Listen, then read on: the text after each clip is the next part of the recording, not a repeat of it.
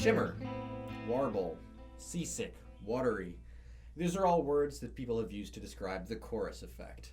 I'm Chris from Maple Street Guitars, and today we're going to take a look at chorus pedals as well as some examples that we have here in the store. We're going to take a look at how they work, some popular uses and users, and just see what chorus is all about.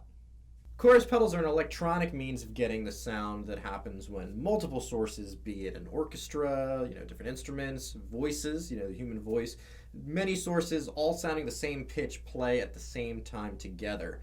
Due to physics, all of these sounds can't be perfectly in tune with each other, and what happens is we get a phenomenon known as beating. You've heard this beating effect if you've ever tried to tune your guitar to itself. There's kind of a warble back and forth between two tones. You'll get a little bit of a volume, kind of swell in and out.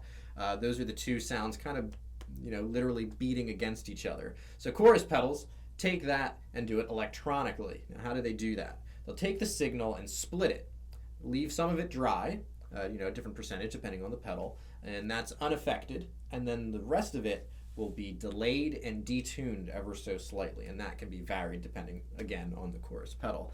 Then those two signals are rejoined, and you'll get that shimmery kind of sound. It's the kind of thing in acoustic space you would hear it in a 12-string guitar, especially whenever you're playing the two highest strings, the B and E strings, as those two notes are pitched the same, but they have that kind of weird kind of effect. Again, that kind of shimmer and that beating sound. So chorus pedals, take it, put it in a little box, and let you get it with any electronic kind of instrument. Most people associate chorus with the 80s, and it certainly ran rampant in pop and rock music. Guitarists were using it, keyboards were using it, synths, all of those things. It was all over the place. I think a lot of it came from players trying to mimic Andy Summers, who used an Electro-Harmonix flanger, but more so in a chorusing kind of sound, and it was all over the Police records, and I think a lot of players really took notice of that and tried to mimic that sound. But it continued on into the 90s. Lots of players in grunge, Kurt Cobain is a player that a lot of people associate with chorus. Come As You Are, and even Smells Like Teen Spirit used the Electro-Harmonix small clone chorus pedal, which is another great one. So it certainly made its way through music of all kinds of decades, and it's a sound that I think still has a lot of popularity today. Chorus pedals can give you a wide range of sounds depending on how you set them. It's more subtle settings, they would give you more of that 12-string kind of shimmer, where it adds a little bit of fullness, a little bit of fatness, and a little bit of movement. In more extreme settings, again, more movement, more shimmer, and at more extreme settings you can get into some rotary speaker kind of territory, as well as that seasick adjective. With lots of vibrato and depth in the chorus, it can get a little bit messy, but that's half of the fun. So today we're going to take a look at three chorus pedals that we stock here at Maple Street Guitars, or at least have at the moment. That would be MXR's Micro Chorus, which is a simple one-knob chorus. That's all you need sometimes. As well as Jam's Waterfall, which is a little bit more involved. It also has a vibrato circuit, two knobs, as well as a more switch. And then lastly, MXR Stereo Chorus, which we're going to use in real stereo so you can hear how chorus affects the stereo space.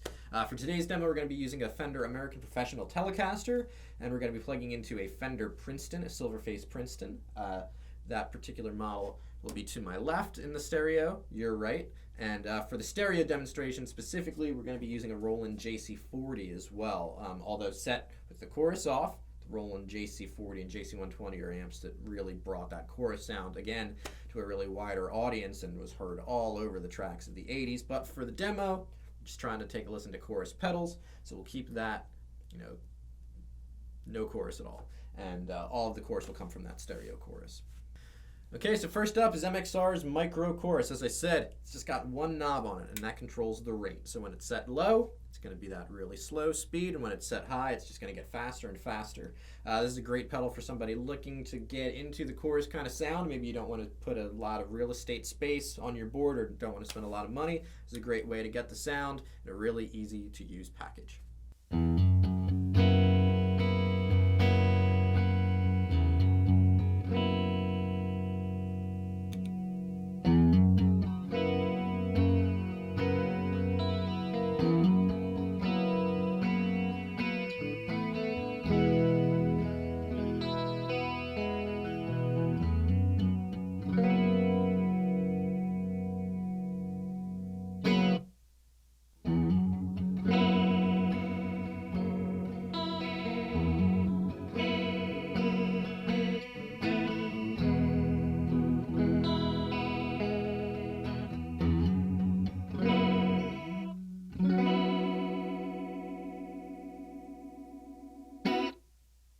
For those looking to dive deeper into the realm of chorus, maybe experiment with a more complex pedal that has a really, really wonderful analog voice, I would recommend Jam's Waterfall pedal. This uses 2 knobs for speed and depth, and you also have 2 switches here. So the one switch will switch to a vibrato where it cuts out the dry signal and gives you all affected warble, as well as a switch to dial in whether you want a little bit more or less of the chorus sound. I think this is a really fantastic pedal. John Scofield, jazz player who is known for his use of chorus over the years, recently switched to this one. It sounds awesome.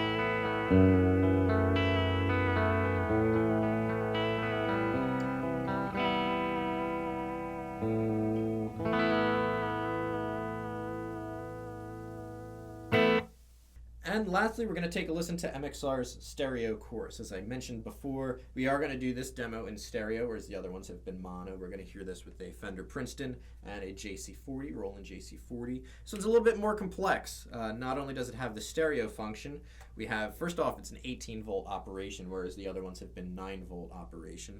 You have 3 controls for your basic chorus settings. You have your rate, again, your speed of the chorus, your width will be kind of the vibrato, the width of the pitch detuning, and the intensity is that depth, just how intense that chorus effect will be. You also have a 2-band EQ here with a treble and bass control, which allows you to either sculpt out, if you wanted to sculpt out some low end for more of that shimmer, or if you wanted to tune the pedal a little bit better to different guitars and amps, you're able to do that with a 2-band EQ on here. You also have a high-pass filter, which helps you cut out some of that low end. Again, with chorus on low frequencies, sometimes it can get a little bit muddy, so the idea is to kind of get rid of that mud, sculpt it out, and keep it nice and pretty and shiny.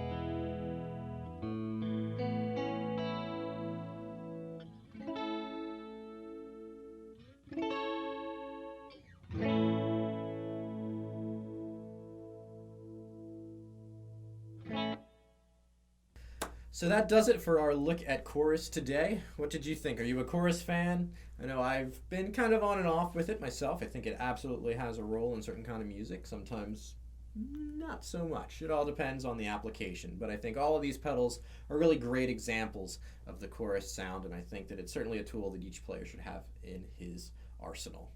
So until next time, my name's Chris. It's been a pleasure. Be sure to check us out at Maple Street Guitars here on YouTube, Facebook, Instagram, the whole nine, and feel free to stop in. We're in Atlanta. We'd be happy to see you. Hope you're staying well and safe during the pandemic here, and we look forward to seeing you in person sometime soon. So until next time, cheers.